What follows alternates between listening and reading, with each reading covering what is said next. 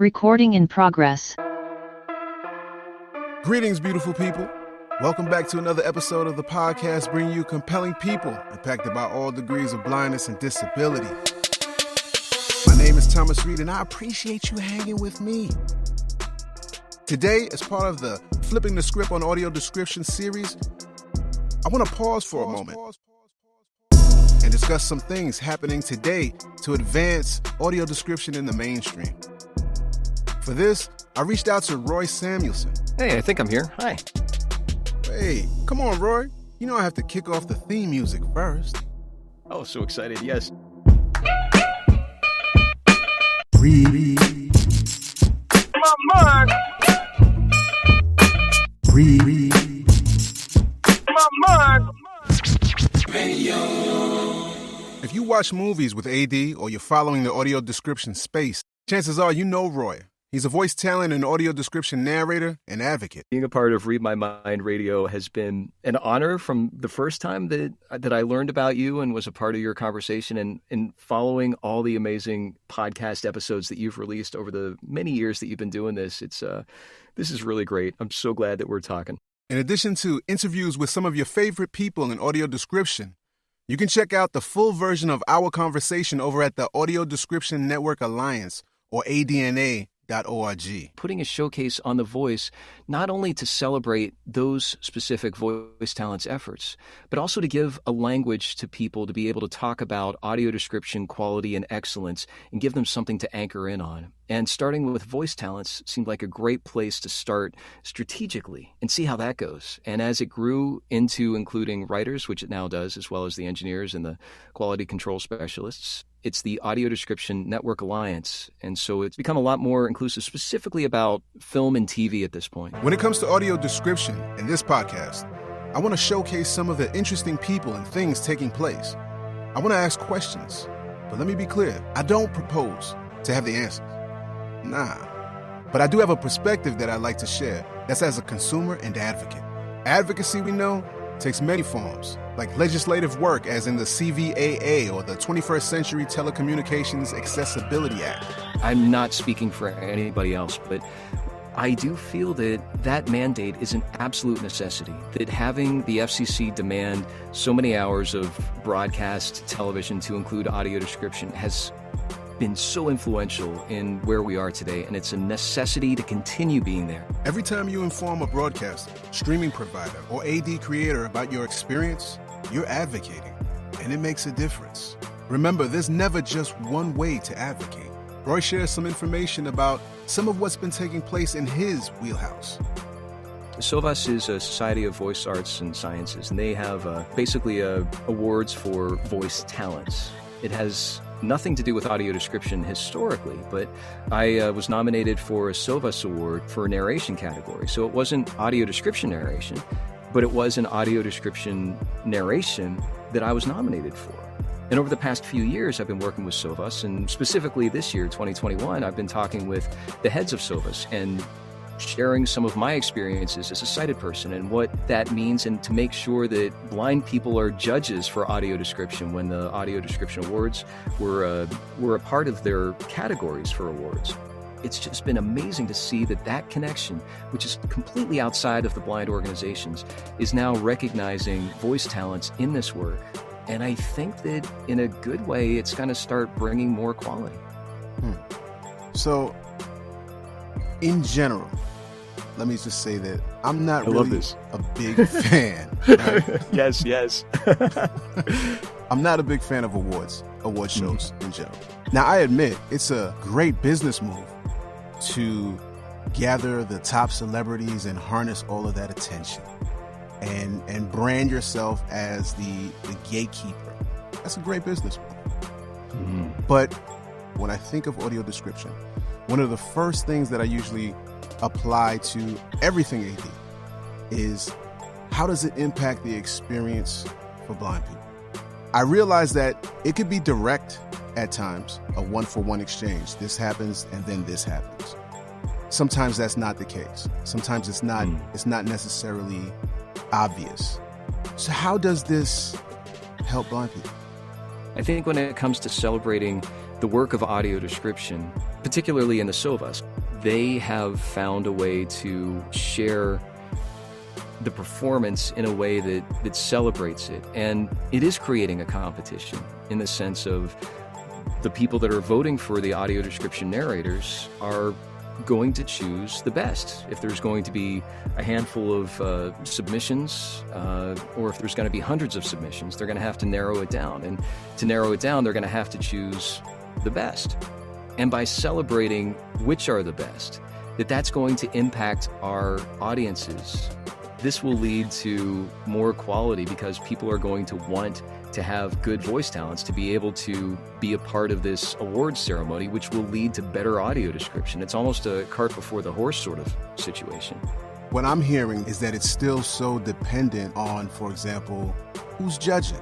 That's a really big question in my mind, because I think the only people who should be judging audio description are the consumers. We are the judges. What is being judged? Is it just that performance? Because we know that a big part of audio description also is the writing. The biggest part of it is the writing. Yes. So what are they using to make that determination? And if we're looking at just voice talent, well, it's probably just going to be all the stuff that makes a good voice artist. The conversations that I've had with the leadership of Sovas is that you can't do this award without having blind judges. I'm assuming that the people who were invited who are blind have responded. I can't know that. That's not my business. But it is my understanding that that was specifically a part of this arrangement. That's something that we made explicitly clear. That it's like, because this whole nothing about us without us, this entire audio description was created by blind people for blind people. Blind people need to be judging it. That is absolutely essential. In the same way that the ADNA started with voice talents, just to help people wrap their head around it, my understanding is that there's going to be opportunities in the future for awards for writing or for engineering, that we can start to separate this. When it comes to the attention being placed on the narrator, yeah, there are narration skills that go into it, but I agree with you. It's the writing that makes a ton of difference. And the example I like to use is that if we use, let's say, a Shakespeare play, and you go through the first act, it's the intermission, and you're just moved to tears by the performances that have happened. And there's something that really connected viscerally with the engagement of the different characters and how they were interacting with each other and whatever thing that story was telling. You could be just moved to tears and almost be stuck. The same thing could happen at the end of the first act where you're in tears because you just want to get out of the theater. It's the worst performance you've ever seen. You're trying to figure out how to get out of seeing the second act because it sucks so much. In both examples, the writing was equal, but there was something that happened, and it was most likely the performance. It could have been the audio glitches that may have been happening if it, for example, was in a big auditorium that had the microphones cutting out. It could have been all sorts of other things that got in the way of the performance, but the writing was the same. Audio description has so many different roles that the weakest link can make the whole audio description suck. That's where everything has to be lifted up. And again, it is for the audience's experience that by celebrating each of these different roles, we can celebrate audio description excellence and quality. I'm also concerned with the idea that when a lot of attention is placed onto who the narrator is, does that end up becoming something where we start to bring in, like, for example, celebrities to narrate? And I've heard that idea flown around as though it would be of benefit. Again, just taking all of that attention away from the consumer. I'm always thinking the consumer, blind folks, should be centered in audio description. And so anything that moves away from that, yeah, my spidey senses are going up. I have to use my experience as a voice talent that basically celebrities never used to do commercials. And now that's very common. Celebrities didn't used to do animated features. And, we look at Toy Story, which is now, 20 years old, and there's still voice talents that are still voicing animation. By having a celebrity involved in this work. Now, in an urban neighborhood, teens hang out on the front stoop of a 3-story brownstone. Inside, Stevie Wonder sits at a keyboard. As early as Busta Rhymes back in, 15, 20 years ago for the Stevie Wonder video, What the Fuss? That was exquisite. The first time I heard that, I'm like, oh, this is so good. I can't help but smile and nod my head. It's so beautiful. It's like there was something that Busta Rhymes, the celebrity, brought to that that brought that piece alive. Not every celebrity can do this. And if there are celebrities that do it, I would hope that the focus still remains on the audio description. But you're right, there's no way to control that. I don't know how to address that, but I do see that the possibility of that kind of exposure can only grow the quality of this. No shots to Buster. All right, here's how it's going down. I'm not convinced that the celebrity would make a difference. I think the celebrity might make a difference in terms of marketing audio description. And again, that leads me to the place where it kind of, who is this for? This is for the blind community. This is not for others to just come in and check out, oh, Busta Rhymes is doing this, or whoever is doing this. This is cool. Let me check this out. That's fine if it happens, but that's not what audio description is for, in my view.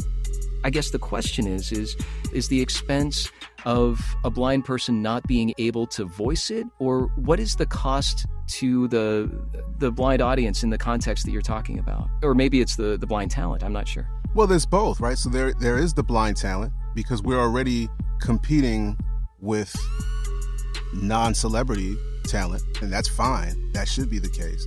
I'm not sure if the quality is naturally going to go up. That's what happens with celebrity. You let folks in there just to draw the name.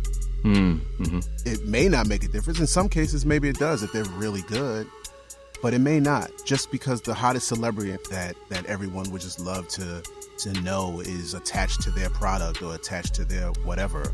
I don't think you need to be on audio description. How often do celebrities want to get attached to something that just feels good and then use it in their promo of themselves? It just gives me a really bad taste. I don't want to see audio description suffer because of that. Audio description needs to stay about blind people. Now, you can create something else, right? So, for example, when we talk about there are ways that other folks are using audio description, whether they be truck drivers, whether they be kids with autism, for example, and there may be some modifications that are needed. Absolutely, there should be that, right? We should have that. But I don't think it needs to come at the expense of blind people. So there's room for all of this. Sometimes I feel like there's these fake choices that we're given. Do you want more?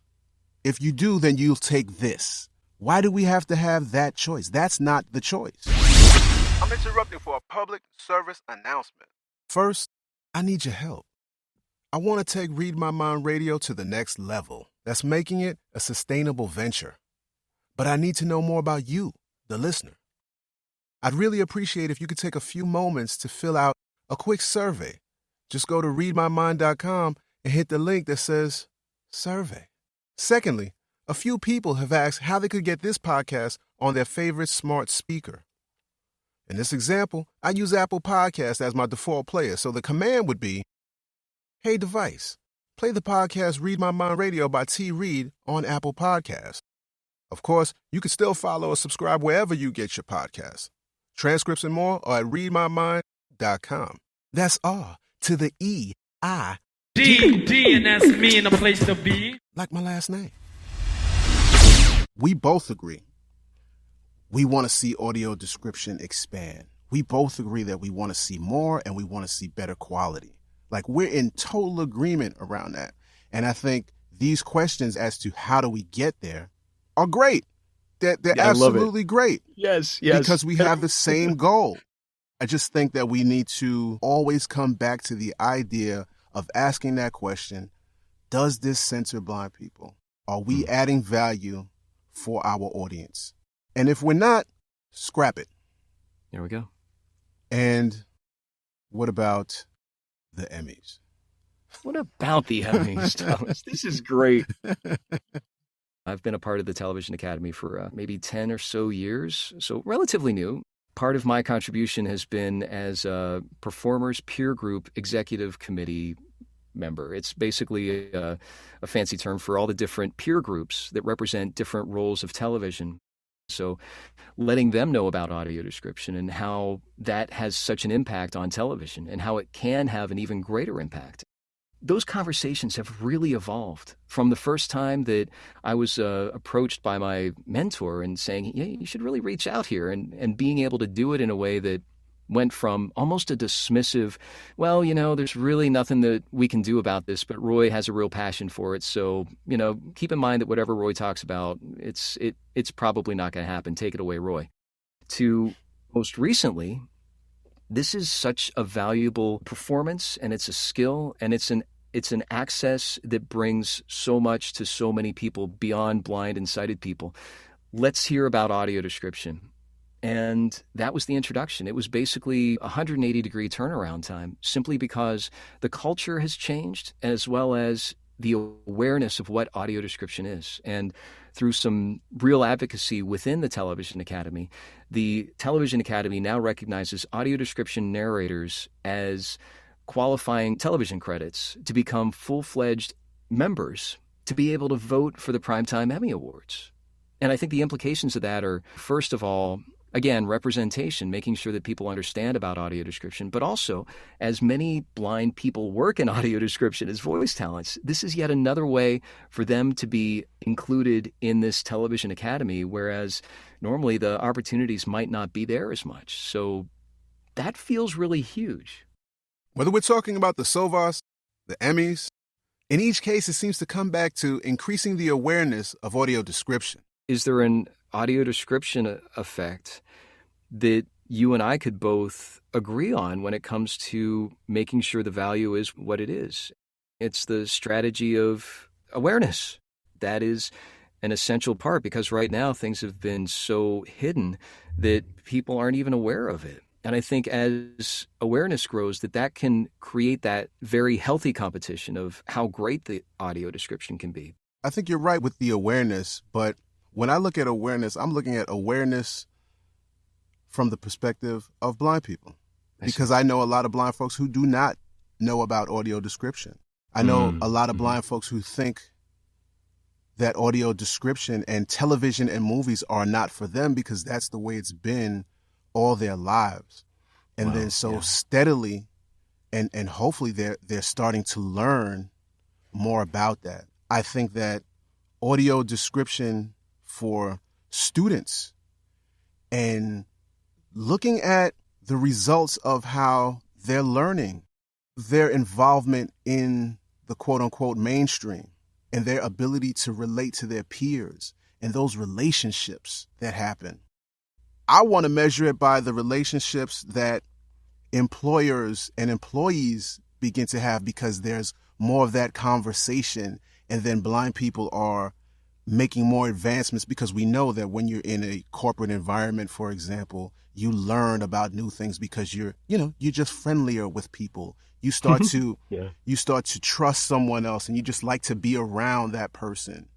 You feel comfortable with that person. And so much of that happens from conversations about Game of Thrones on Monday morning after Sunday. I want to see blind people who are working as movie critics and doing that, where it's not just about the audio description. It's about they're really analyzing this stuff, right? Blind people who are doing the work of audio description, blind people who are commissioning others to do that work. Again, I'm centering blind people in this. And so if getting that information out in the quote unquote mainstream is getting back to those who may not be really involved in that, getting the word out to blind people can be hard. It really can be. That's a challenge for those who aren't tuned into stuff. I'm going to stick to my guns here, man. Yes. I am all about centering blind people in audio description. And I'm going to tell you why. I'm not that young. I'm not that old. I still consider myself relatively new to disability. But as far as I know, I have never heard of wheelchair users promoting wheelchairs in malls. You get tired, so why not take a load off just so we can increase the amount of wheelchairs? You know what I'm saying? We can get better wheelchairs because more are using it. I don't think when captioning came out and all the advocacy that they put into it, I don't think they were talking about the curb cut effect before it happened. It just happened. I'm learning to trust the process, and we see it all the time. It will happen. We already know that, yes, truck drivers are using it, and folks will find a purpose for it. But let it be that it doesn't have to take away from our community. And it will happen. It will happen. But let's just build it up based on our needs. When we find something that will, this would work for someone else, absolutely, cool, bring it in. Go create it. Because we need to bring everybody in, not just some people. We need to bring everybody in. The technology that is available and that is growing means we have more options, not less. So let's not take away. Don't try to take away my options. I don't do that. We just need to be included. When it comes to that inclusion, is there not a case to be made that the existing leaders, when it comes specifically to television, are a part of the Television Academy? That access to those decision makers right now, specifically blind people to be included in that, seems worthwhile. Forget the awards. Oh, I like your kung fu there. Yes, we need influence. And I get that, right? So, you have to be in the room. Mm-hmm. And if a way to get in the room is through being a part of an award show. I could hear your voice. That was great. No. If I have to go through the awards show. I mean, that part of it absolutely makes sense. Advocacy takes place in the room. Advocacy takes place on the streets. There's room for all of that. If we're working together in the suites and the streets and we're coordinated, again, centering blind people, that could be really powerful. Yeah. If we could go back to what you said earlier about generosity, in the context that you were speaking of it, generosity was a negative connotation in my mind, in the sense that it's almost a condescending talking down. Generosity in the context of what we were speaking about, what's the opposite of that negative generosity, that almost looking down and, I'm going to be generous to the blind people? What's the opposite of that? The first word that comes to my mind when you were saying that is respect. Yes. That version of generosity or charity, I think about it in the real world, in real life.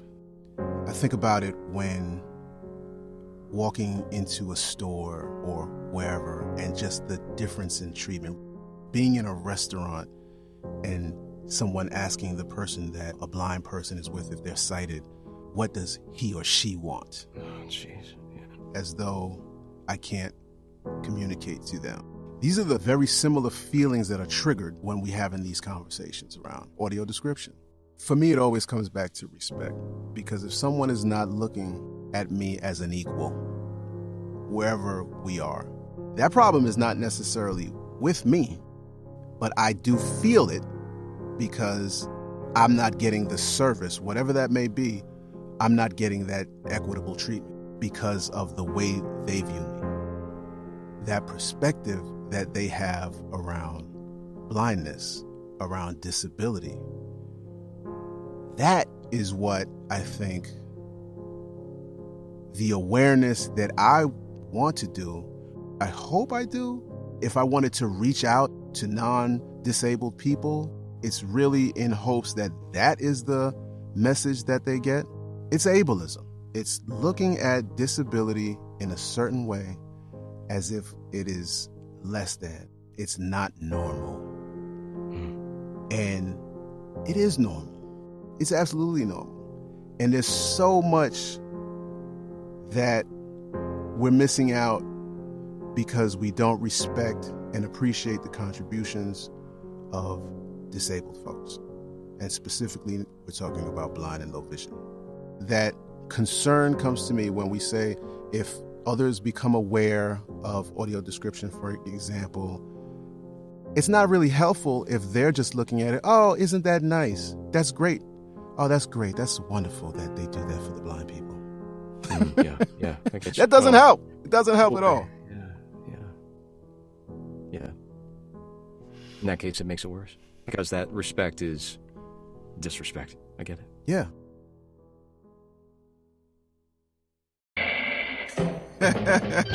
I'm going to give you a Jeanie. Oh boy, oh boy, oh boy. With one audio description wish. Something that can change something about AD, whatever it is, good, bad, worse, whatever. What are you going to ask of that Jeanie? Parody to sighted audiences. That when it comes to audio description, the experience of a blind or low vision person is as equal to a sighted person as possible. That they're laughing at the same time.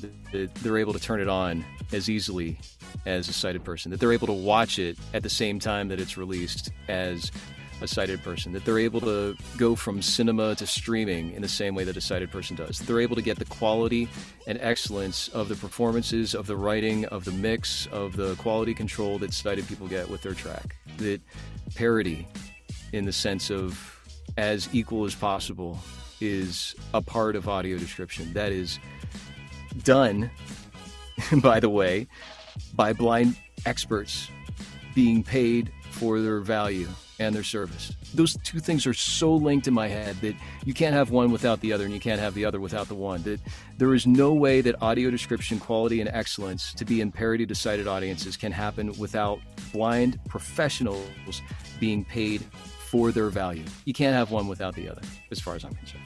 Yeah, and you see what's cool about that is that I could wish for what I just said about respect, and I think we end up in the same place, because I think if you got your wish, I feel like my wish was granted. No kidding. Huh. Because I don't think that could happen without respect. Wow. And again, look at how that would filter outside of audio description, because that's what audio description does, right? It's not just about film and the movie. It always applies to something bigger. Yeah. And that's the model. That's like this little microcosm of audio description and how that can have a ripple effect. Yeah. And it does. Look at how race, gender, all of this stuff about identity come into play. As your podcast limited series is called Flip the Script, can I flip the script and ask you the same Jeanie question? I would really ask the Jeanie to solve this problem, this issue that happens also often. And it's just like, I just want to be rid of it. When my family and I decide, just at the spur of the moment, to sit down and watch a movie, that we don't have to go through about a half an hour because there's no audio description. Yeah. It does not fail. The feeling that I get is the same. Even though I play it cool, you know, and I say, oh, just go ahead and watch it. I do it all the time, and they tell me no. The girls are older, and so they're more bold with the way they tell me no. And I can't do anything about it anymore. But it still feels the same. And it's not just me, because they get frustrated. I want the Jeanie to resolve that for us. So when it comes down to it, America, here is I'm not your just winner. talking about the Reid Good luck, family, both of you. or even the Reid My Mind America Radio family. has voted. The winner is... I don't know what's gonna happen, y'all. But it just has to be us. Peace.